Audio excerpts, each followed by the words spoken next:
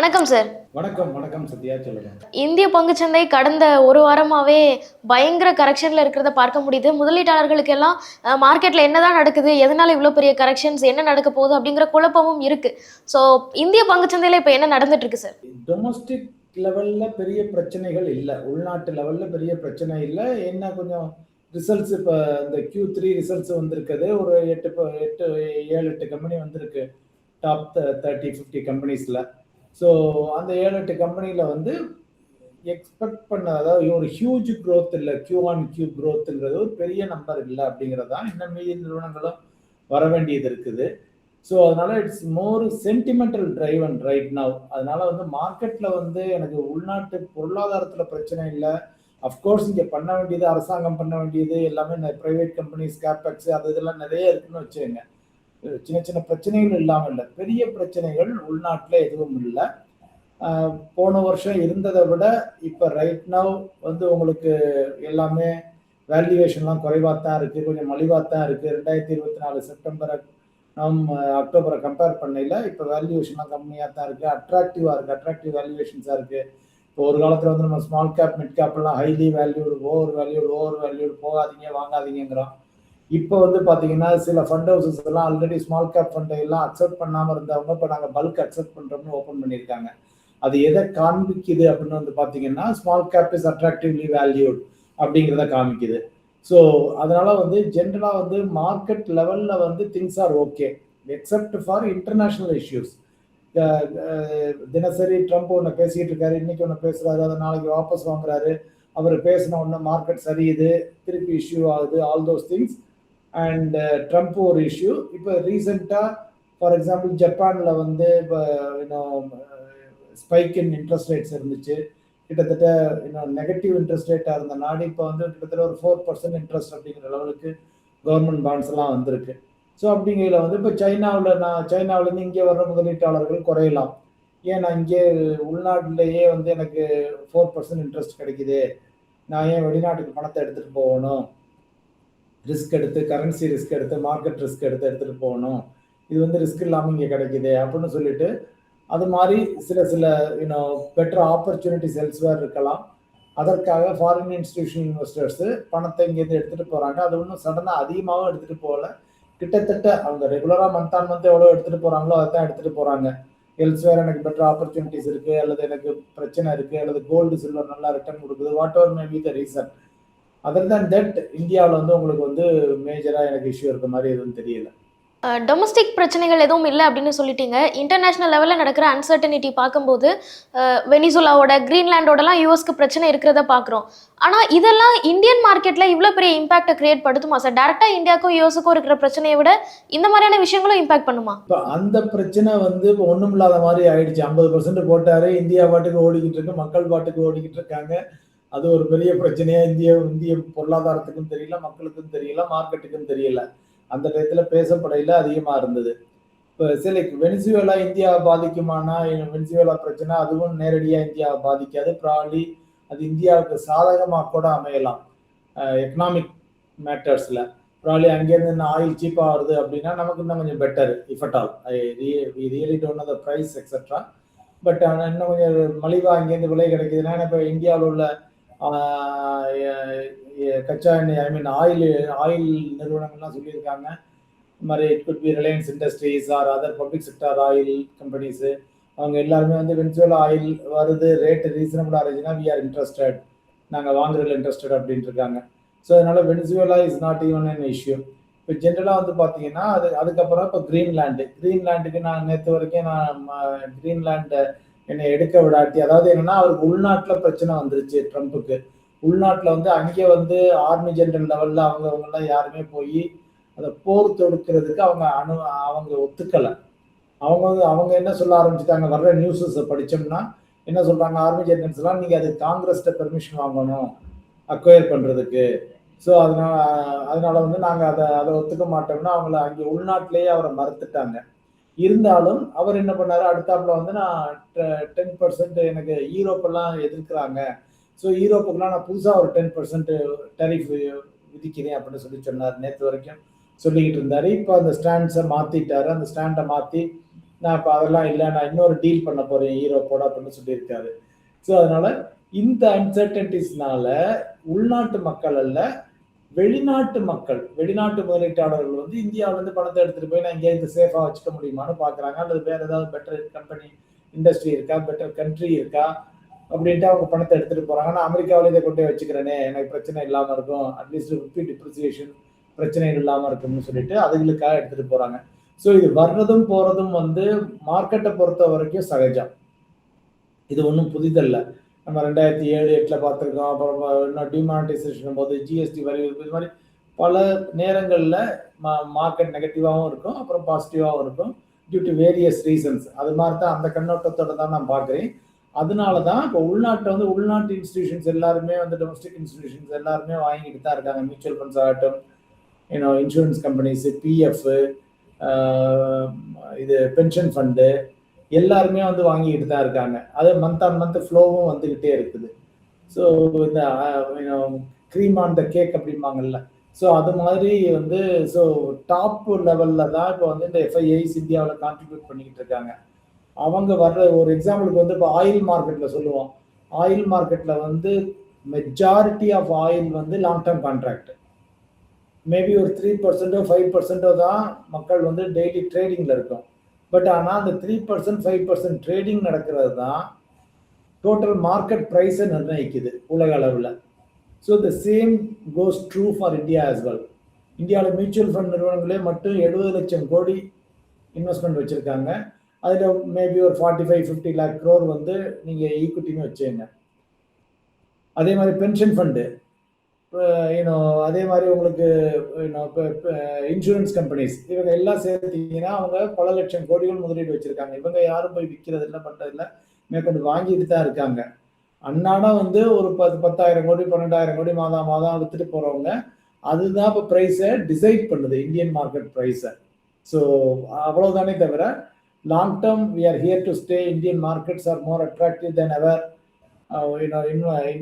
எல்லாமே நல்லா தான் இருக்கு என்னைய பொறுத்த வரைக்கும் ஜென்ரலாக. ஸோ லாங் டேர்ம்க்கு இது எந்த ப்ராப்ளமும் இல்லை அப்படின்னு சொல்கிறீங்க. ஆனால் ட்ரம்ப் வந்து அன்சர்டனிட்டிஸாக தொடர்ந்து கிரியேட் பண்ணிக்கிட்டே தான் இருக்கிறாரு. அவரோட டேர்மும் இன்னும் ஒரு 3-4 வருஷத்துக்கு இருக்குது. அப்படிங்கப்போ இந்த கரெக்ஷன்லாம் ஒரு ஷார்ட் டேர்ம் கரெக்ஷன் தான்.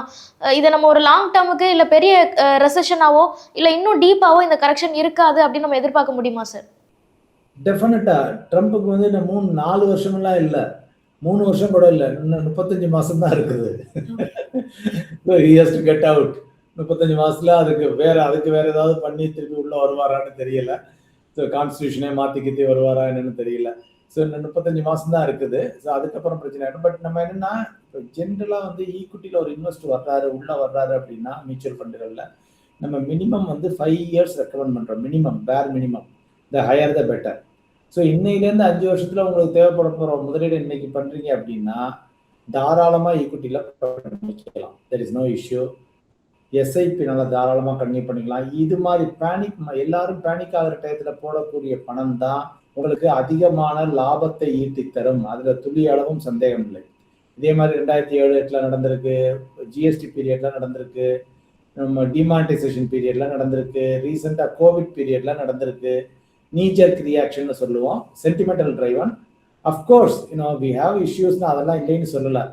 நம்மளுடைய நாமினல் ஜிடிபி growth இன்னைக்கு அரௌண்ட் ஒரு 10% இருக்குது. It use to be 12%, 13%, once upon time 14-15%. But still 10% ரீசனபிளானு கேட்டிங்கன்னா very good. When compared with world markets 10% is a very good growth rate. So அந்த லெவலில் இருக்கும். அதனால வந்து long term is only can be bright for India. இந்த market கரெக்ஷனில் domestic reasons பெருசாக இல்லை அப்படின்னு சொன்னீங்க. ஆனால் இந்த குவார்ட்டரோட கார்ப்பரேட் ஏர்னிங்ஸ் வந்து எதிர்பார்த்த அளவுக்கு இல்லை, பெருசாக மார்க்கெட்டை சப்போர்ட் பண்ணலை, கொஞ்சம் ஒரு மந்தமாக தான் இருக்குது அப்படிங்கிற மாதிரியான செய்திகள்லாம் பார்க்க முடியுது. ஸோ கார்ப்பரேட் ஏர்னிங்ஸ் என்ன ரோல் ப்ளே பண்ணியிருக்கு சார் இந்த கரெக்ஷனில்? இல்லை சார், லைக் ஜென்ரலாக வெந்த புண்ணில் வேல் பாய்ச்சுற மாதிரி தான், அவ்வளோதான். ஆல்ரெடி மார்க்கெட் டவுன் ஆகிட்டே இருக்கு. கார்ப்பரேட் ரிசல்ட்ஸ் அந்த அளவுக்கு பூஸ்டிங்காக இல்லை அப்படின்னா அது இன்னும் கொஞ்சம் சந்தேகம் மந்தமாக்கும், அதில் சந்தேகம் இல்லை. ஸோ அதுதான் இப்போ நடந்துகிட்டு இருக்குது. ஒரு பக்கம் நீங்கள் சொல்கிற Greenland, Venezuela, gold, silver, lot of issues ஒரு பக்கம் போய்கிட்டு இருந்தாலும், இன்னொரு பக்கம் நம்ம மார்க்கெட் வந்து it is driven by corporate results ultimately.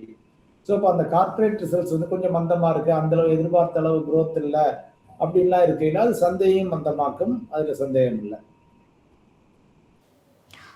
இப்போ கார்ப்பரேட் ஏர்னிங்ஸை பேஸ் பண்ணி இல்லை கார்ப்பரேட் ஏர்னிங்ஸ் இன்னும் ஒரு சில வாரங்களுக்கு வர இருக்கு, அப்போ நல்ல கொஞ்சம் ஏர்னிங்ஸ்லாம் வருது, அந்த கம்பெனிஸ்லாம் நல்ல ரிசல்ட் காமிக்கிறாங்கன்னா மார்க்கெட் அதை ஸ்ட்ரென்தன் பண்ணுமா சார்? டெஃபினட்டாக சிலைக்கு இப்போ நம்மளுடைய என்னென்னா இப்போ க்ரோத் ரேட்டை பார்க்குறோம். இப்போ GDP growth rate, nominal growth rate ஒரு 10% ஈஸியாக இருக்கும் அப்படின்னா, கார்ப்பரேட் வந்து ஓவராலில் வந்து டாப் கம்பெனிஸ் நல்ல கம்பெனிஸ் எல்லாம் ஒரு 11-12% கொடுக்கணும். அட்லீஸ்ட் அதை ஒட்டியாவது வரணும். அப்படி வந்துட்டாங்க அந்த year on year growth rate. ஏன்னா இப்போ அனலிஸ்ட் பார்க்குறது மல்டிபிள் ஐட்டு தான் பார்க்குறாங்க. குவார்டர் ஆன் குவார்ட்டர் பார்க்குறாங்க, குவார்ட்டர் ஓவர் குவார்ட்டர் பார்க்குறாங்க, இயர் ஆன் இயர் பார்க்குறாங்க, இயர் ஓவர் இயர் பார்க்குறாங்க. ஸோ இந்த மாதிரி மல்டிபிள் ஃபேக்டர்ஸை வச்சு மக்கள் பார்க்குறாங்க, அனலிஸ்ட் பார்க்குறாங்க, எல்லாம் பண்ணுறாங்க. கார்பரேட் ரிசல்ட்ஸ் இனி வர வர இனி பெட்டராக தான் இருக்கணும், பெட்டராக தான் ஆகணும் ஜென்ரலாக. எக்ஸப்ட் நமக்கு இந்த எக்ஸ்போர்ட் சைடு கொஞ்சம் இஷ்யூஸ் இருக்குது. நான் இப்போ இந்த ஒரு US 50% டெரிஃப் போட்டதுனால அங்கே போகிற ஐட்டம் கொஞ்சம் முடியாது.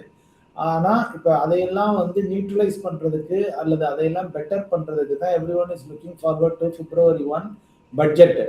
ஸோ இப்போ கவர்மெண்ட் இதையெல்லாம் கன்சிடர் பண்ணி அந்த பட்ஜெட்டை வந்து இன்னும் கொஞ்சம் ஒரு பூஸ்டப்பாக பண்ணாங்கன்னா டெஃபினெட்லி திங்ஸ் வில் கோ அப். ஏற்கனவே நல்லா தான் பண்ணிக்கிட்டு இருக்காங்க. ஏற்கனவே இன்கம் டேக்ஸஸ் குறைச்சாங்க, ஜிஎஸ்டி ரேட்டை ரேஷனலைஸ் பண்ணாங்க, ஜிஎஸ்டி 2.0 வந்துச்சு.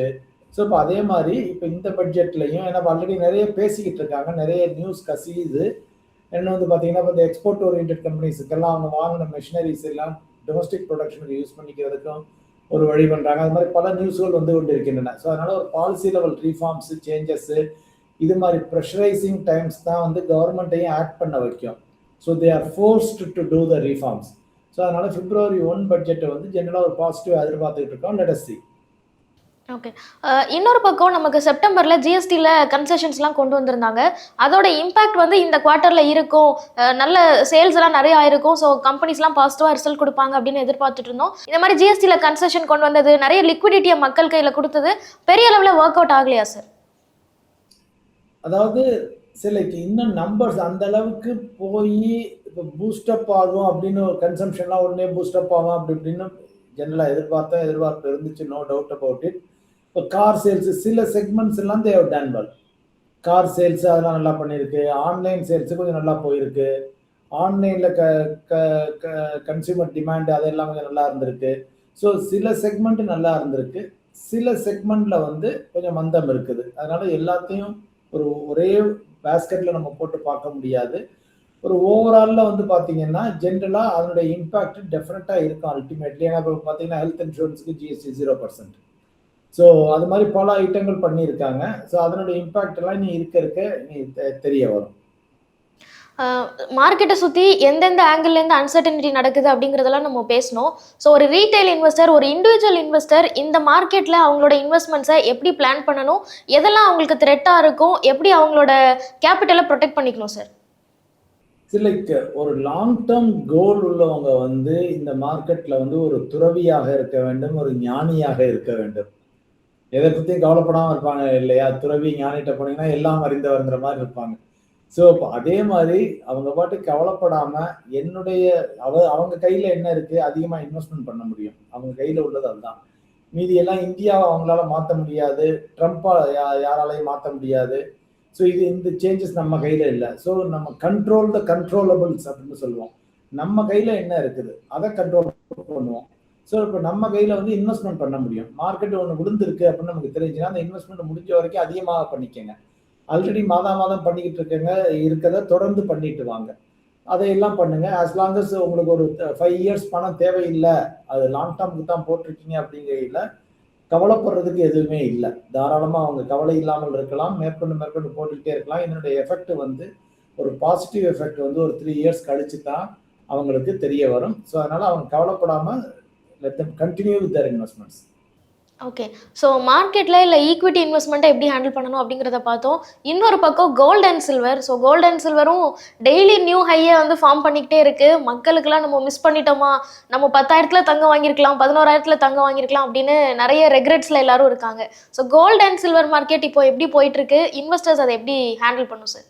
சார் லைக் கோல்டு சில்வர் வந்து டாக் ஆஃப் த டவுன். இப்போ எங்கே போனீங்கனாலும் இப்போ 2 நாள் முன்னால் மும்பை போயிருந்தேன், அங்கேயே எல்லாம் கோல்டு சில்வர் இன்னும் வாங்கலாமா, இன்னும் போடலாமா அப்படின்னு சொல்லி பேசிக்கிட்டு இருக்காங்க எங்கே பார்த்தாலும். பட் ஒண்ணு வந்து நம்ம ஒரு நார்மலா ஒரு அமைதியான போக்குல யோசிச்சோம்னா, எந்த அசெட் கிளாஸஸையும் அந்த அசெட் கிளாஸ் சீப்பா இருக்கையில வாங்கணும்.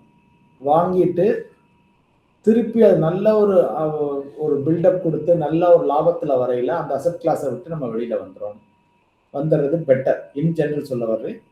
ஸோ நான் ஏன்னா இப்போ கோல்டு, சில்வர்லாம் இப்போ அது மாதிரி தான் மக்கள் எதிர்பார்த்து போட்டிருப்பாங்க ஒரு நல்ல லாபம். இப்போ இன்னைக்கு வந்து ஒரு நல்ல லாபத்த குடுத்திருக்கு. அதுலேருந்து நான் ஒரு பாதிய அறுவடை பண்ணிக்கலாமா? அப்படின்னா தாராளமா அவங்க போட்டிருக்கிறதுல பாதிய அறுவடை பண்ணிக்கலாம். இன்னும் சில பேர் என்ன பண்றாங்கன்னா, எப்ப வந்து ஒரு அசெட் கிளாஸ் பீக்ல வருதோ அப்பதான் இன்வெஸ்ட்மென்ட் பண்ண வர்றாங்க. ஸோ அது வந்து இப்ப என்னைய போன்ற ஆளுக்கு வந்து அது ஒரு கம்ஃபர்ட் இல்ல ஜென்ரலா. படுத்திருக்கையில தாராளமா வாங்குங்க. இப்ப ஏற்கனவே நம்ம சாவரின் கோல்டு பாண்ட்ஸ்லாம் ரூ. 2,500 கிராமுக்குலாம் வாங்குனோம். எக்கச்சக்கமா வாங்குனோம். 3,000க்கு வாங்குனோம், 4,000க்கு வாங்குனோம், 5,000க்கு வாங்குனோம், 6,000க்கு வாங்குனோம். அதுக்கப்புறம் விலை ஏற ஏற கொஞ்சம் காஷியஸ் ஆனோம். அதுக்கப்புறம் சில்வர் ஒரு 80,000 90,000 இருக்கையில வாங்குனா எல்லாம் பண்ணோம்.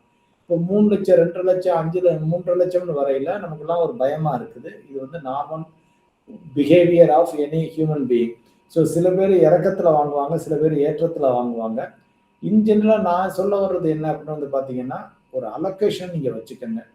ஹேண்டில் பண்ணணும் அப்படின்னா, கோல்டு, சில்வர்ல வந்து இப்ப சில மல்டி அசெட் அலோகேஷன் ஃபண்ட்லாம் பார்த்தீங்கன்னா, ஃபிக்ஸ்டு அலோகேஷன் வச்சிருக்காங்க. நான் 10% சில்வர், 10% கோல்டு. ஏறினாலும் சரி, இறங்குனாலும் சரி. அதுலேருந்து நான் மாறப்போறதே இல்ல அப்படின்னு வச்சிருக்காங்க. ஒரு எக்ஸாம்பிளுக்கு சொல்ல வரேன். அதே மாதிரி உங்களுடைய போர்ட்ஃபோலியோலயும் நான் ஒரு 5% சில்வர் வச்சுக்கிறேன், 5% கோல்டு வச்சுக்கிறேன், இல்ல 10 கோல்டுல வச்சுக்கிறேன், 10 சில்வர்ல வச்சுக்கிறேன். அப்படிங்கிற மாதிரி ஃபிக்ஸ்டா வச்சுக்கினீங்கன்னா, தாராளமா அத ஃபிக்ஸ்டா வச்சு அத மெயின்டெயின் பண்ணுங்க. அதிகமாச்சுன்னா குறைச்சுக்கங்க. குறைஞ்சிச்சுன்னா இன்க்ரீஸ் பண்ணிக்கங்க. So that is the better way to handle. இப்போ எனக்கு ரூ. 3,00,000 வாங்கலாமான்னீங்கன்னா, ஐ எம் சில்வர I am more comfortable with equity than silver. So இது நான் மட்டும் இல்ல, டோட்டல் ஃபண்ட் மேனேஜ்மெண்ட் கம்யூனிட்டியே டோட்டல் ஃபண்ட் ஹவுஸ்ல எந்த ஃபண்ட் மேனேஜரை போய் கேட்டீங்கனாலும் சரி, எந்த சிஏ சீஃப் இன்வெஸ்ட்மெண்ட் ஆஃபீஸர்ட்ட போய் கேட்டீங்கனாலும் சரி, அவங்க மல்டி அசெட் அலோகேஷன்ல மட்டும் வச்சிருக்காங்க. மீதி அதுலேயும் கொஞ்சம் குறைச்சிக்கிட்டாங்க ஆல்ரெடி. ஏற ஏற குறைச்சிக்கிட்டாங்க. So generally they are not comfortable in gold and silver. அதுதான் நம்ம சொல்ல முடியும். அதற்கப்புறம் எல்லாருமே இன்னைக்கு நாட்டில் புத்திசாலிகள் தான். அவங்க என்ன டிசைட் பண்றாங்களோ அதான் முடிவு பண்ணுவாங்க. So market and gold and silver இது மூணுக்கும் மத்தியில் எப்படி இன்வெஸ்ட்மெண்ட்டை பிளான் பண்ணுறதுன்னு நிறைய பேருக்கு சந்தேகங்கள் இருந்திருக்கும். அதை பற்றி ரொம்ப டீட்டெயிலாக எக்ஸ்பிளைன் பண்ணியிருக்கீங்க. Thank you so much sir. Thank you Sathya.